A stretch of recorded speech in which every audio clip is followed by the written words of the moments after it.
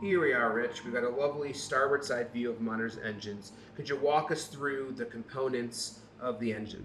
Let's start right here. This is the throttle valve where the steam would come in from the boiler and it was distributed equally to either side of the engines.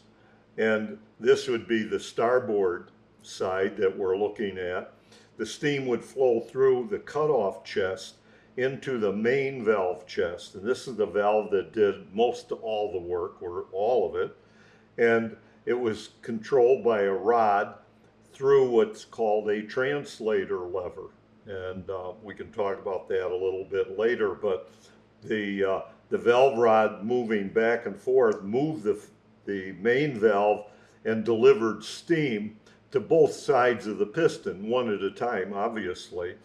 So let's follow through. If the steam came in on the inside and pushed the piston outward, the piston is fastened to the trunk. And the trunk was a stable force for the piston. It supported it so it didn't rock in there, and it maintained perpendicularity to the cylinder. But I don't want to get in too technical. So the trunk was a very valued asset on this engine and greatly shortened the width of the engine, unlike other steam engines, which would have been very wide. Having the trunk stabilize the piston eliminated what was called the crosshead assembly. And John Ericsson, using that, allowed him to put a piston rod, this is the rod that fastened to the piston, to come out into the vibrating lever shaft, or the rock shaft as it was commonly called. And what we see here is the piston rod is pushing on this arm of the rock shaft, and it's called a rock shaft because it rocks back and forth. And Ericsson's concept, which was very unique, was that the force here can be transferred over to a longer arm that then propels the ship through the crankshaft. The reason being that, let's assume some numbers here. If you had 100 pounds of force here, but you translate it to an arm that's like twice the length, the force is only 50 pounds here. And using this multiplication factor, it doubled the length of movement, but it halved the force on the individual bearings used in driving it, which was an improvement because it has to travel farther as it replicates the motion of the piston rod.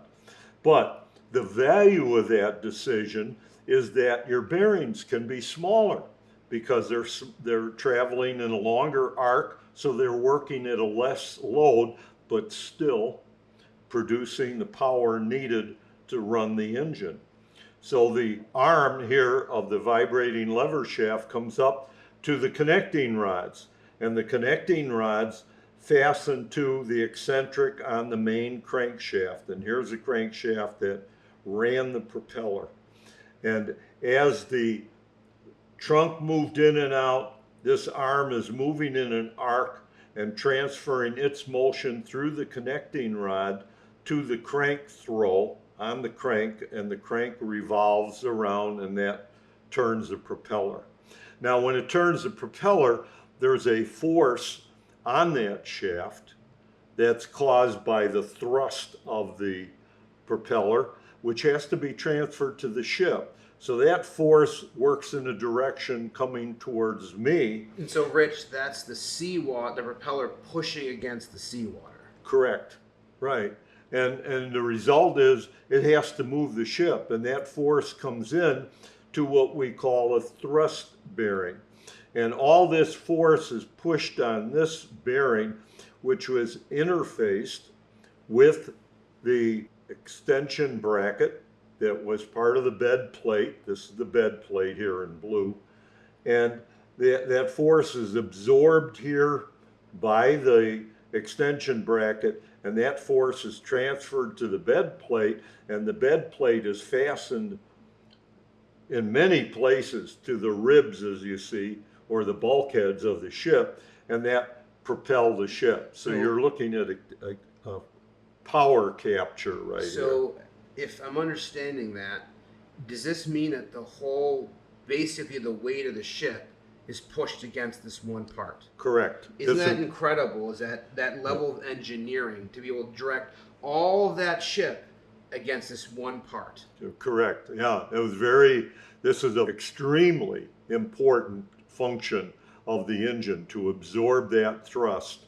And that meant it was properly designed. It has what we call low friction material, Babbitt. Babbitt is a unique material and is got a very low coefficient of friction, so they could minimize the heat and the wear that was on here. And the other thing we should point out here is this brass plate that was mounted there. That's for reversing. If they had to reverse the ship, instead of pushing this way, it's now going to pull. And you can see the size of the thrust bearing is very big, and the reversing plate is very thin because they didn't reverse the engine very much. So the thrust going that way was absorbed by the plate, as well as the crank. You can't see the main bearing here on the crank, but the crank face going against the main bearing assisted the reverse bearing in this position in order to absorb that thrust that was not very often. They didn't reverse the ship that often, probably only when they were coming into dock and had to park it. But once they were out in the water, I don't think they ever used reverse. So from what we've discussed, we now understand how the steam is coming in, going through valves, how it's coming into the engine, and how it's driving the rock shaft to make the propeller shaft turn. So I'm curious to know a little bit more of what is actually making the valves move. All right. Well, most all steam engines have what are called eccentrics, and these are discs that are eccentric in nature and are mounted on the crankshaft. And when by eccentric, you mean an offset disc? Offset from center. So they're loping, if you want to call it. So when the crankshaft turns, the eccentric turns, and that movement, that eccentric movement, is connected to what's called an eccentric rod, and that picks up the motion, and the motion is coupled to the valve rod. So as the rod moves this way, it will move the valve in the proper position to feed steam into the cylinder and the piston at the proper moment. As the propeller shaft turns, what we can't see is there's another rod underneath the engine which goes to the front, which connects to a series of linkages which connect directly to here. So as the propeller turns, that turns, which enables these to move and drive the valves back and forth. That's correct. And even in terms, this whole assembly here is called a translator, because you're translating the motion from here through here into the valves. That's correct. The translator levers are really reversing the motion. When the eccentric goes this way, the translator lever changes it the other way. And the reason being, on other steam engines, the valve boxes would be out here, and the eccentric rod would directly run the valve. But in Ericsson's condensed engine, very small, he moved the valve boxes in. So he had to take that motion going outward and translate it into an inward motion, just 180 degrees from what you would normally see in the engine, but very functional. So you're an engineer on monitor, and you've been ordered from the commander to start the engine. So how would you go about doing that? Well, the first thing and the most important thing to an engineer is the steam pressure from the boiler. And there's a gauge right in the center of the engine. It's a center of focus. Everything that you do in the engine room is really based on where that gauge is and what the pressure is. Now let's assume the boiler's been fired up and there's steam pressure in the system, which in the case of Monitor would be about 30 pounds per square inch. And that would be registered on the gauge right here in the center, and the operator would recognize that there is pressure ready to go. The second step is, in order to prepare the engine, the throttle valve, which is, this is the throttle handle, and the valve is inside here, would be closed from shutting down the engine previously. But before he would open that valve, he would check the drain cocks on the engine, which they're right here on the side. And those drain cocks, you can see the drain lines going down to the floor, or the deck as the Navy would call it. That has to be open. And the reason is, you turn the steam on and you don't want the engine to run immediately, because the engine is cold. And if the steam hits a cold surface, it condenses. That gives you two problems. One, condensed steam is water and there's no force behind it, and you want force in the engine. But two, then you have to get rid of the water, because you don't want water in the cylinder against the pistons. That's contrary to operation. So the first thing is to get rid of any water that's in the engine. And you do that by making sure the drain valves are open. The second thing is to make sure you lubricate all the oiling points on the engine, because you don't want to start it with a dry bearing situation. The engineer would make sure that all the oiling points, and there's a lot of them on a steam engine. So once he was assured that the drain cocks were open, he has steam pressure, then the operator would turn the throttle wheel, and the throttle wheel operates the throttle valve that's up in the top, where the steam is coming in this pipe and comes in here. Now, when he gets the valve open, the steam will now flow through the system.